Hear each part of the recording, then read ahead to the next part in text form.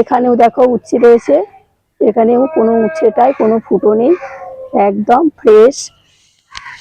নাই তো আমার আগে সমস্ত উচ্ছেগুলো ফুটো করে দিত, বিশেষ করে উচ্ছে, শসা, যাই বলো না কেন, লাউ, কুমড়ো। দেখো এখানে আবার উচ্ছে, দেখো এটাও দেখাচ্ছি, দেখো একটাও ফুটো নেই, সব উচ্ছে। এই ওষুধটা দিয়ে আমার খুব উপকার হয়েছে, তাই ভাবলাম তোমাদের সাথে আমি এই ওষুধটা শেয়ার করি। তোমরাও, আশা করি তোমরাও এই ওষুধটা এইভাবে তৈরি করে গাছে এরকমভাবে বেঁধে দেবে, দেখবে তোমাদেরও সুন্দর সুন্দর হবে। আর অসংখ্য জালি আমার এই উচ্ছে গাছে পড়েছে, আরো লাউ গাছেও পড়েছে, আমি দুই দিকে দুটো দেবো। এই সাথে এই উচ্ছে গাছে তরুলি গাছগুলো, তরুলিগুলো ফুটো করে দেয়, তো এইখানে একটা বেঁধে দেবো।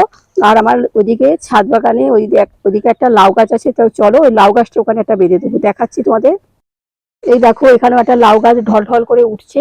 এখানে কিন্তু আমি আগে দিয়েছিলাম না বলে সমস্ত লাউ আমার ফুটো করে দিয়েছে। এবারে আমি এখানে আবার একটা ওই সাইডে বাঁধবো, আর একটা তৈরি করে এই সাইডে বাঁধবো।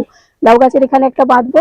আর দেখো তরুলিগুলো একদম কোনো ফুটো নেই, একদম ফ্রেশ তরুলি। আর নাই তো আগে সব ফুটো করে দিত, তরুলিটা একটু কম ফুটো করে, কিন্তু উচ্ছেটা বেশি ফুটো করে। উচ্ছে, বাঙি, ফুটি, কুমড়ো, লাউ এগুলোতে বেশি ফুটো করে।